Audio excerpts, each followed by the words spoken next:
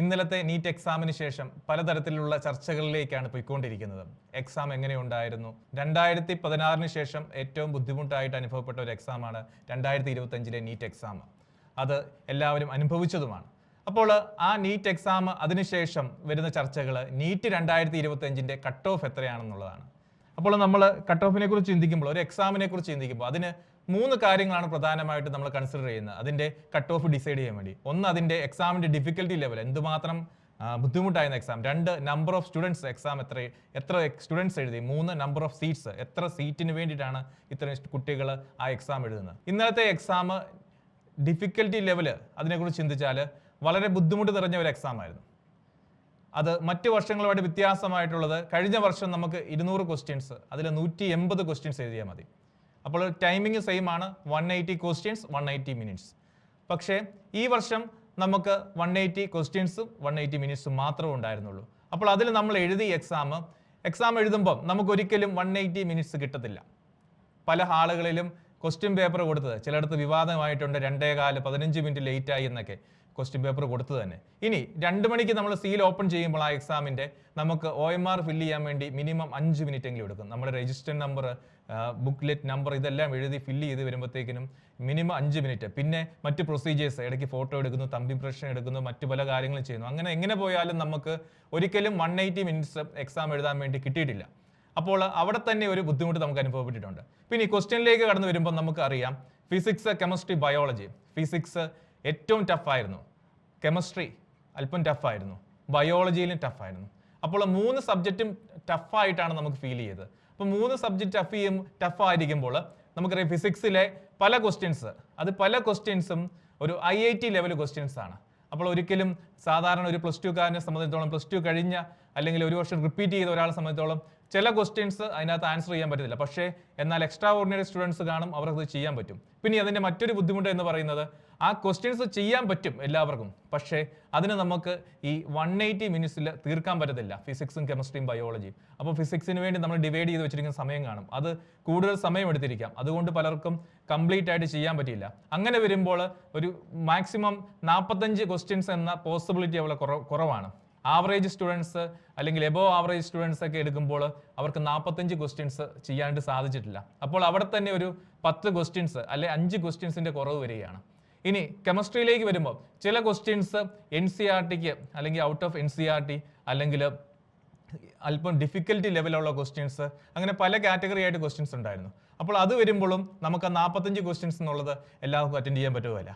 അതുപോലെ തന്നെ ബയോളജിയിലേക്ക് വരുമ്പോൾ നമുക്കറിയാം, ബയോളജിയിൽ 90 ക്വസ്റ്റ്യൻസിന് നമുക്ക് കിട്ടേണ്ടത് 360 മാർക്സ് ആണ്. അപ്പോൾ 360 മാർക്സ് നമുക്ക് എല്ലാവർക്കും ഷുവറായിട്ട്, ഇപ്പം നമ്മൾ ദർശനയിലാണെങ്കിലും കുഞ്ഞുങ്ങളോട് പറയുന്നതാണ് എല്ലാവർക്കും 360 മേടിക്കണം എന്ന് തന്നെ പറയുന്നതാണ്. പക്ഷേ അതിലും ചില ക്വസ്റ്റ്യൻസ് അല്പം നമ്മളെ കുഴപ്പിക്കുന്നതാണ്. മീൻസ് NCERTയുടെ അല്ലെങ്കിൽ NCERTയുടെ പല ഭാഗങ്ങൾ നമ്മൾ ശ്രദ്ധിക്കാത്തടത്ത് നിന്ന് അല്ലെങ്കിൽ അതിൻ്റെ നമ്മൾ ഒരിക്കലും ഇമ്പോർട്ടൻസ് കൊടുക്കാത്ത ഭാഗത്തു നിന്നൊക്കെ ക്വസ്റ്റ്യൻസ് ഒക്കെ വന്നിട്ടുണ്ട്. അപ്പോൾ അങ്ങനെ വരുമ്പോൾ അവിടെയും നമുക്ക് മാർക്ക് കുറവ് വരും. അപ്പോൾ ഡിഫിക്കൽട്ടി ലെവലിനെ കുറിച്ചാണ് പറയുന്നത്. അപ്പോൾ ഡിഫിക്കൽട്ടി ലെവൽ ക്വസ്റ്റ്യൻ പേപ്പറിലുണ്ട്. അപ്പോൾ ഒന്നാമത്തെ ഫാക്ടർ ഡിഫിക്കൽട്ടി ലെവൽ. അപ്പോൾ നീറ്റ് 2025 ഡിഫിക്കൽട്ടി ലെവൽ വളരെ കൂടുതലാണ് ക്വസ്റ്റ്യൻ പേപ്പർ. ഇനി നമ്പർ ഓഫ് സ്റ്റുഡൻസ് കഴിഞ്ഞ വർഷത്തെ അപേക്ഷിച്ച് നോക്കുമ്പോൾ വലിയ വ്യത്യാസമൊന്നുമില്ല. ഈ വർഷം ഏകദേശം 24 lakhs സ്റ്റുഡൻസ് എഴുതിയിട്ടുണ്ട്. അപ്പോൾ അതിൽ വലിയ വേരിയേഷൻ ഒന്നുമില്ല. അതുപോലെ നമ്പർ ഓഫ് സീറ്റ്സ് പക്ഷേ കഴിഞ്ഞ വർഷത്തേലും മെഡിക്കൽ സീറ്റുകൾ കൂട്ടിയിട്ടുണ്ട്. അപ്പോൾ ഓട്ടോമാറ്റിക്കായിട്ട് ഇതെല്ലാം കട്ട് ഓഫ് മാർക്കിനെ താഴേക്ക് കൊണ്ടുവരും. കട്ട് ഓഫ് മാർക്ക് എന്ന് പറയുന്നത് നമുക്ക് ഒരു കുട്ടിക്ക് അഡ്മിഷൻ കിട്ടാൻ, ഇപ്പം നമ്മൾ കഴിഞ്ഞ വർഷത്തെ എടുക്കുകയാണെങ്കിൽ 650, 654 അങ്ങനെ റേഞ്ചിലാണ് നമ്മൾ പറയുന്നത്. അല്ലെങ്കിൽ 640 to 660 ലെവലിലുള്ളവർക്കാണ് ഗവൺമെൻറ് മെറിറ്റ് സീറ്റ് അല്ലെങ്കിൽ ഗവൺമെൻറ് സീറ്റുകൾ കിട്ടിയത്.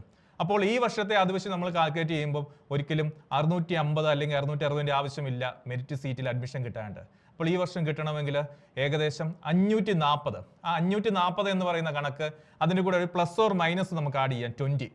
ഒരു പക്ഷേ 540, 520 ആകാം, അല്ലെങ്കിൽ 560 ആകാം. ഇപ്പുറത്തേക്ക് പോകാനുള്ള സാധ്യതകൾ അല്ലെങ്കിൽ നമ്മുടെ പ്രഡിക്ഷൻസ് വെച്ച് നമുക്ക് അതാണ് സാധ്യത. കാരണം മുൻ വർഷങ്ങളിലെ 2016 ഏറ്റവും ടഫസ്റ്റ് എക്സാമാണ്. ആ വർഷങ്ങളിൽ ഇതുപോലെ തന്നെ കട്ട് ഓഫ് വളരെ കുറഞ്ഞു വന്നു. അപ്പോൾ അതിനുശേഷം 2025 വരുമ്പോൾ അത് തമ്മിൽ നമ്മൾ കമ്പയർ ചെയ്യുകയാണ്. ഇവിടെ വ്യത്യാസം വന്നിരിക്കുന്നത് നമ്പർ ഓഫ് സ്റ്റുഡൻസിൻ്റെ എണ്ണം കൂടി, but number of seats increase ആയിട്ടുണ്ട്. അപ്പോൾ ഓട്ടോമാറ്റിക് ആയിട്ട് നമ്മുടെ കട്ട് ഓഫ് മാർക്ക് എന്ന് പറയുന്നത് നമുക്കൊരു 540 അല്ലെങ്കിൽ 530 ആ റേഞ്ച് വരുന്ന കുട്ടികൾക്ക് വരെ മെറിറ്റ് സീറ്റിൽ അഡ്മിഷൻ കിട്ടും. അതുപോലെ തന്നെ മറ്റ് കാറ്റഗറിയിലേക്ക് വരുമ്പോൾ കാറ്റഗറിയുടെ മാർക്ക് ഓട്ടോമാറ്റിക്കായിട്ട് കുറഞ്ഞു വരും. അപ്പോൾ നിങ്ങൾ ഒന്നുകൊണ്ടും പേടിക്കേണ്ട ആവശ്യമില്ല. എക്സാം ടഫ് ആയതുകൊണ്ട് എല്ലാവർക്കും 720 കിട്ടിയില്ല എന്നുള്ളതല്ല അതിൻ്റെ അകത്തെ കാര്യം. എക്സാം ടഫ് ആയതുകൊണ്ട് നിങ്ങൾ പേടിക്കേണ്ട ഒരു കാര്യവുമില്ല. അപ്പോൾ കട്ട് ഓഫ് മാർക്ക് അല്ലെങ്കിൽ നമുക്ക് അഡ്മിഷൻ കിട്ടേണ്ടത്, നമ്മൾ ഈ എൻട്രൻസ് എക്സാം എഴുതുന്നത് ഗവൺമെൻറ് മെറിറ്റ് സീറ്റിൽ അഡ്മിഷൻ നേടുവാൻ വേണ്ടിയിട്ടാണ്, മറ്റൊന്നിനും വേണ്ടിയിട്ടല്ല.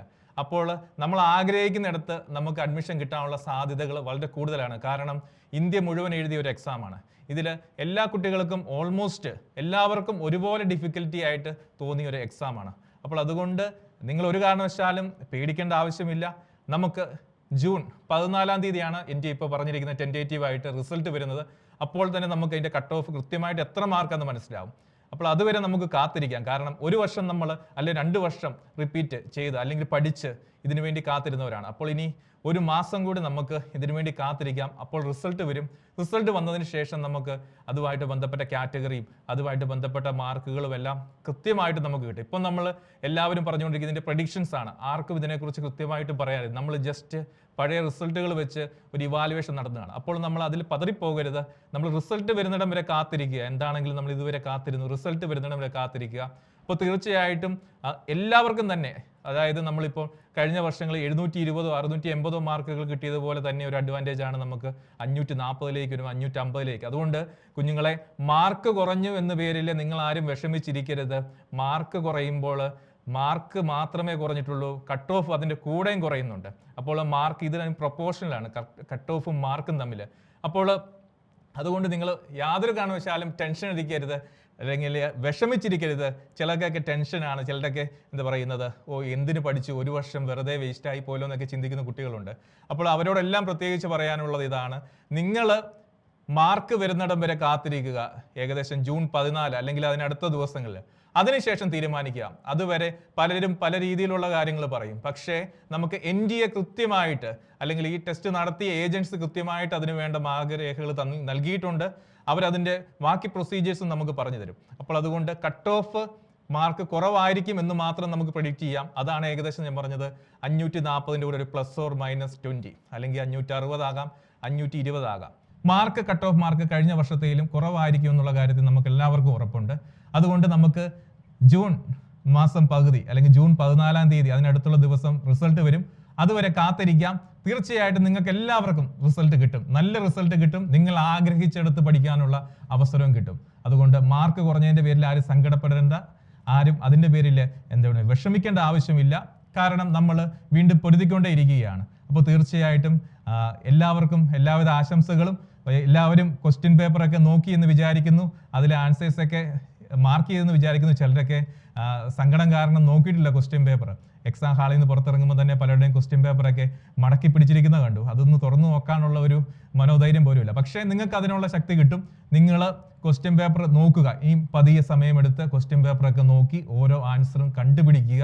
തീർച്ചയായിട്ടും നിങ്ങൾ ആഗ്രഹിക്കുന്ന രീതിയിൽ, നിങ്ങൾക്ക് നല്ലൊരു ആഗ്രഹിക്കുന്ന രീതിയിൽ മുന്നോട്ട് പോകുവാനായിട്ട് സാധിക്കട്ടെ.